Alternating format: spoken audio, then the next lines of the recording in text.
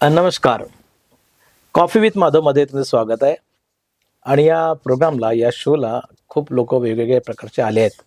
खूप VIP आले, VVIP आले, राजकारणी आले, खूप मोठे असे साहित्यिक येऊन गेले आणि आज एका वेगळ्या कलावंताची भेट घालायची आहे.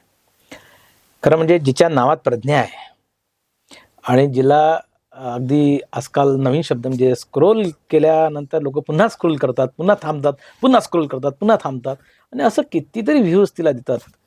त्याला सोशल मीडियाच्या भाषेत खूप प्रेम देतात वगैरे. पण प्रज्ञा ही अतिशय गंभीर व्यक्ती आहे खऱ्या अर्थानं. तिच्या जीवनपटाचा खूप मोठा उलगडा ती करेल अशी मला अपेक्षा आहे. प्रज्ञा, स्वागत आहे तुझं. प्रज्ञा राऊत. कोणी ओळखलं नाही असं होईल का? माझ्या शोला जे लोक बघत आहे ते प्रज्ञाला ओळखत नाही असं नाही तर म्हणा सांगितलं नाही. आम्ही गप्पा करणार आहोत. हा शो आहे परंतु हा गप्पांचा शो आहे, इंटरव्ह्यू नाही, हा पॉडकास्ट नाही. म्हणजे आपण असं मी प्रश्न विचारेल, तू बोलेल असं तर होणार नाही. आणि तू बऱ्याच लोकांना वेगवेगळे मतं मांडली आहेत, अगदी राजकीय पक्षापासून घरापर्यंत. तुझं घर लोकांनी बघितलं आहे, तुझं लेकरू बघितलेलं आहे आणि तुझी एक कन्सेप्ट बघितली आहे जगण्याची. पण प्रज्ञा, मला कौतुक कशाचं आहे? लोकांनी तेवढंच बघितलंय जेवढं मी दाखवलंय. क्या बात. चालेल, सुरुवात आहे. पण आज तू ते सगळं सांग जे कधी सांगितलं नाही. मला तुझं कौतुक यासाठी की तू चांदूर बाजारसारख्या एका छोट्याशा गावातून, म्हणजे आज जगाच्या हिशोबाने जे छोटं गाव आहे, तिथून आली तेव्हा 11वीत होती ना. आणि मग तिथून ती स्टोरी सुरू झाली डायरेक्ट. प्रज्ञा तिथून पाहता येईल आपल्याला. काय, कोणत्या कॉलेजला होती तू? मी होती शिवाजी मल्टीपर्पज. येस. आमचं मॅथ पहिलेपासूनच कच्चच असल्यामुळे आमच्या भावांनी तो निर्णय घेतला की तुम्ही ओकेशनलला जा. ओकेशनलला गेले. Crop science. Crop science. आणि मग तेव्हा फार कमी मुली असायच्या क्रॉप सायन्सला. तू शेतीवाली झाली होती. हो. पाटील. हा, पाटीलवर तू खूप बोलते. हा, म्हणजे तू पाटील ब्रँडवर तू खूप जोर असते जरा. म्हणजे प्रज्ञा राऊत म्हटलं की नंतर एक तो व्हिडिओ असतो 2-4 दिवस झाला की पाटील आहोत आम्ही. ओके, ते असतं स्पिरिट तुमच्या. प्रज्ञा, मग 11वीतच कसं काय एकदम?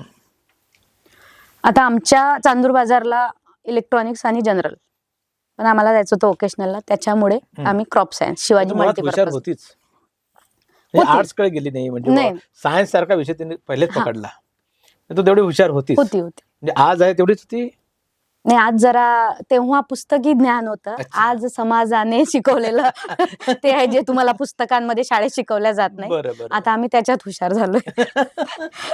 11वीत कसं काय वाटलं की एकदम प्यार का एहसास?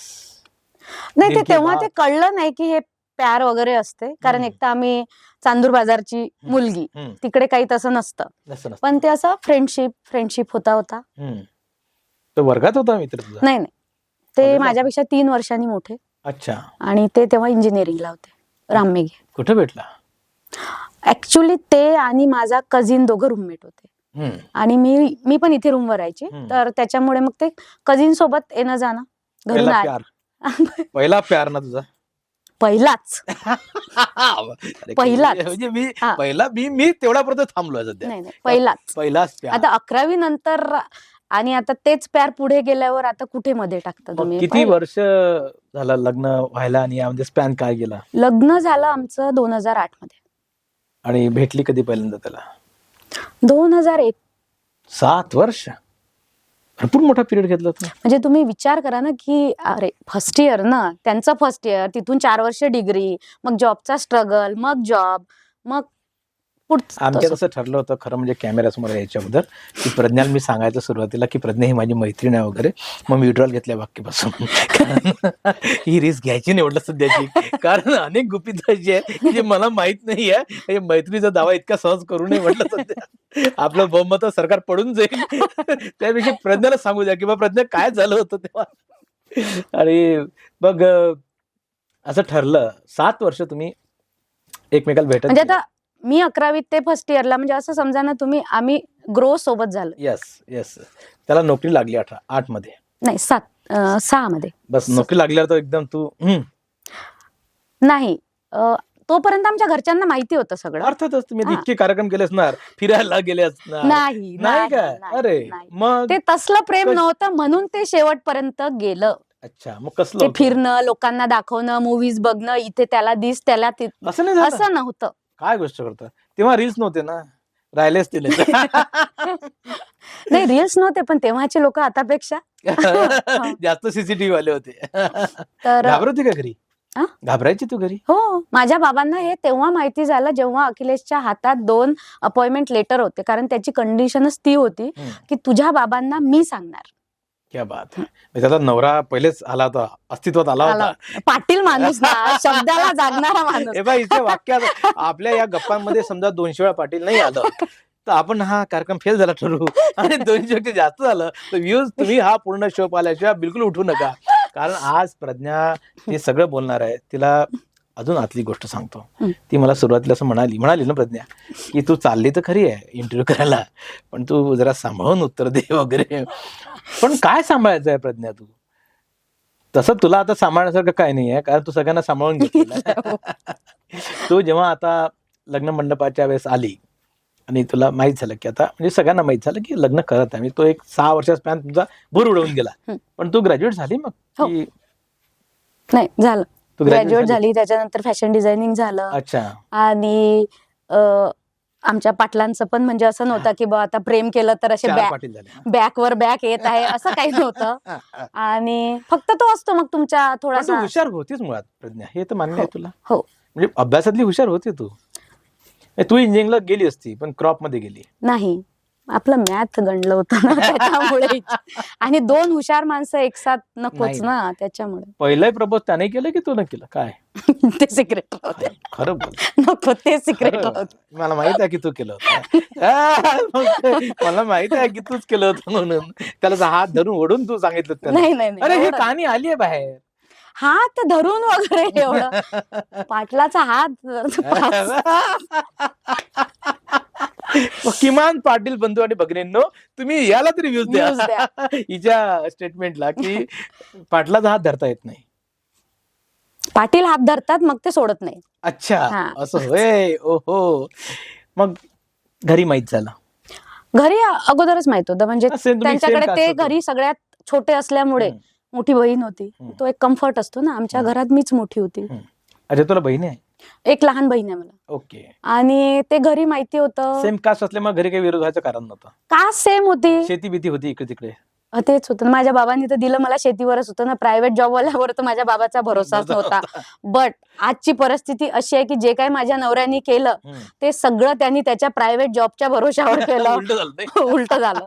पण माझ्या बाबांची तेव्हा इच्छा अशीच होती की एक गव्हर्नमेंट जॉब, 10 एकर शेती आणि पाटील 1000 संत्र्याचे झाड. हे आवश्यक होतं. हे आवश्यक होतं. पोरगी देखणी आहे म्हटल्यानंतर एवढं तर लागेलच आता मला. एवढं. आणि हे सगळं त्याच्यामध्ये आणि होतं. अजून एक माझ्या बाबांची एक विचित्र नाही म्हणू शकत, पण ते बाप या नात्याने एक ती अशी होती की कंडिशन होती ती. कंडिशन होती की फोन केल्याबरोबर माझी मुलगी मला घरी समोर भेटली पाहिजे. पाहिजे. बस. मग त्याच्यात काय झालं, आता आमचे गाव पण आता पाटलांची माहिती आहे तुम्हाला, या गावचे ते त्या गावचे. तर आमचं चांदूर बाजारवरून. तू कोणत्या गावची आहे? तसा आम्ही नानोरीचे राऊत. ओके. आणि माझं सासर आहे डोमकचे कोंडे. अच्छा. तर आमचे शेती वगैरे आमची खेड्यावर. आणि आम्ही दोघांची फॅमिली राहायला चांदूर बाजार. आणि दोघांचे पॅरेंट्स एकमेकांना ओळखत होते. तर त्याच्यामुळे एवढं काही हे झालं नाही. थोडासा हे झाला की त्यांनाही वाटलं आपण मुलंवाले आहे, थोडं 2-4 पोरी रिजेक्ट करावं. माझ्या बाबांना नाही. तर ते बाबांना वाटलं ना, म्हणजे सासऱ्यांना असं वाटलं पाहून घ्या 2-4 पोरी. त्यांनी कदाचित नसेल बघितलं. मला एक वेगळा इन्सिडेंट. त्यांनी म्हटलं असतं त्यांनी की नाही हे आपलं. त्यांनी बघितलं होतं मला, तरी असं वाटलं त्यांना मी आवडली पण होती, पण मग काहीतरी ना असं कसं ना, असं कसं काहीतरी. मग हाईट कमी. हे कारण होतं तुझं? हे कारण रिजेक्टचं कारण? हा, म्हणजे रिजेक्ट असं नाही, पण त्यांना ती अपेक्षा होती की आपला पोरगा एवढं हे तर मग व्यवस्थित भेटायला पाहिजे. 5.6 होता? 6 होता. त्याला किमान 5.6ची पाहिजे असेल त्यांची अपेक्षा. म्हणजे काही ना काही तर कळावं लागेल ना रिजेक्शनसाठी कारण. ते कारण होतं. पण मग त्यांनी पाहिल्या का पोरी? नाही. सांगितलं त्यांनी तुला? सांग ना जरा. नाही ना, आता इतकं क्लोज आमचं असल्यावर ते माहितच पडतं ना. अच्छा, कुठे कुठे पोरगी पाहायला गेला, कोणती पाहिली, मग तिच्या घरी फोन? नाही, तसं नाही झालं. आमचं कसं झालं की दादा म्हणजे मोठे जे भाऊ होते, पहिले मोठे दादा, नंतर ताई, नंतर हे. तर ताईचं लग्न झालं अगोदर. ते माहित नाही मला काय रिझन आहे, तर मुलीचं लग्न. हा. नंतर दादांचं लग्न. आणि आमच्या कोंबडीच्या पायाला धागा. त्याच्यामुळे दादाचं लग्न जुळलं आणि आम्ही दोघं पुण्याला होतो, तर आम्हाला फोन करून सांगितलं की या तारखेला. फरार झाले तुम्ही इथून? फरार नाही, ते त्यांची कॉग्निझंट मध्ये जॉब होता. आणि तू मागे गेली? नाही, माझं हे होतं की माझं फॅशन डिझायनिंग झाल्यामुळे मला नंतर स्वतःचं बुटीक टाकायचं होतं. आता तू किती खोटी बोली चालते, मला बोलत राहा. चला. या माणसावर हा माणूस माझ्याकडनं वदवून घेत आहे, हे तुम्ही लक्षात असू द्या. मी काही वदवून घेत नाही, मी फक्त काय आहे की ज्ञानेश्वर माऊली होऊन गेले.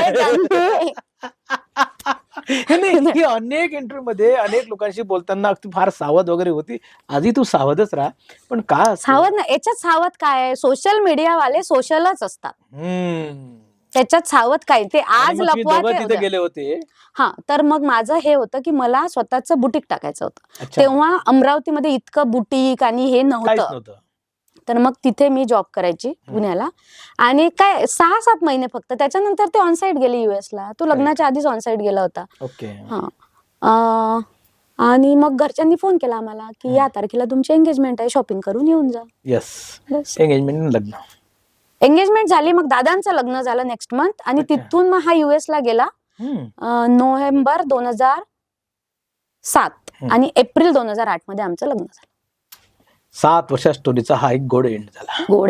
मग तू युएसला गेली? मग मी गेली 25 एप्रिलला माझं लग्न झालं आणि 5 मेला मी युएस मध्ये होते. हा, म्हणजे लगेच गेली. लगेच चांदूरबारची पोरगी गेली युएस मध्ये. तसा तुझ्यामध्ये तो फील होताच की तो लुक होता तसा की एकदम अचूक खेड्यातली पोरगी नव्हती तू कधीच, कारण तुला तो लुक होता की जग असं आहे. पण प्रत्यक्षात जेव्हा तू अमेरिका बघितली, काय वाटलं? पहिल्यांदा जेव्हा मी प्रवास केला, पहिल्यांदा मी विमानात बसत आहे, आणि तेही इंटरनॅशनल फ्लाईट, आणि हे एअर इंडिया, आता हे तुमचं इंडियन जेवण वगैरे हे आत्ता मिळत आहे. तेव्हा जी कंपनी फ्लाईट द्यायची त्याच्यामध्ये जायचं. मला अजूनही आठवते, लुफ्तान्साची पहिली फ्लाईट होती माझी मुंबई ते एम्स्टरडॅम, एम्स्टरडॅम वरनं कुठे आपलं डेट्रॉइट वरनं ऍपल्टन म्हणून एक छोटं गाव होतं विस्कॉन्सिन स्टेट मध्ये. तर ते काही कळलंच नाही मला मी काय खात आहे. एक तर नॉनव्हेज, आपण प्युअर व्हेजिटेरियन. ओके. त्याच्यात ते तू आता हे जरा थोडंसं दुरुस्त कर ना तू. नाही, अजूनही मी प्युअर व्हेजिटेरियन असेल. तेच तर विचारत आहे मी तुला. मग तुझं सतत एक ब्रँडचं नाव घेते, ते व्हेजिटेरियन ब्रँड स्विच आहे तो कुठला? तू वारंवार म्हणते ना आम्ही पाटील. नाही, आमच्याकडे बाया खात नाही. अच्छा, मानुबापंथी आहात. नाही, माझं माहेरचे आम्ही आनंद मार्गी आहे. दत्त मार्गी. आणि सासरे आपले भैरमबुवा. चांदूर बाजारला बहुतेक लोक दत्त मार्गी आहेत. आमचं जे गाव आहे ना नानोरी, तिथे ऑलमोस्ट अर्धी पॉप्युलेशन महानुभाव आणि अर्धी आनंद मार्गी. मग तू तिथं गेला, मग कसं काय? ते सगळं नॉनव्हेजच दुनिया आहे तिथली. हो, पण तिथे मिळायचं नाही, मिळतं सगळं. महाग मिळायचं, पण मिळायचं. पण तेव्हा मग आता हे जे आहे, पण तो खूप मोठा फरक आहे. जेव्हा मी तिथे गेली ना, तेव्हा मला हिशोब करावा लागायचा. $1 कोथिंबीर, हे आताच्या मुली नाही करू शकत. आणि ते वेगळं होतं. म्हणजे आज मी हे जे, म्हणजे माझ्या पहिल्या ब्रँडेड पर्सची स्टोरी आहे.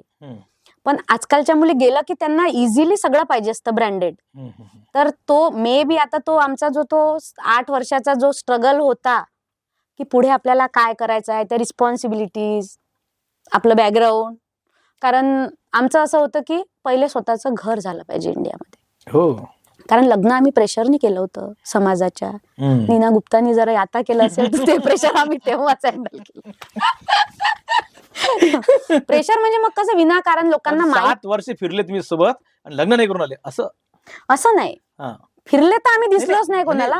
माहित तर असेल काही लोकांना माहित असतं. मग ते कुचके पाटील ना हो आम्ही शेवटी. म्हणजे मला क्षमा करा जे लोक म्हणजे ज्यांना माहित आहे. आता ही जी बोलते ही स्वतः पाटील असल्यामुळे बोलते.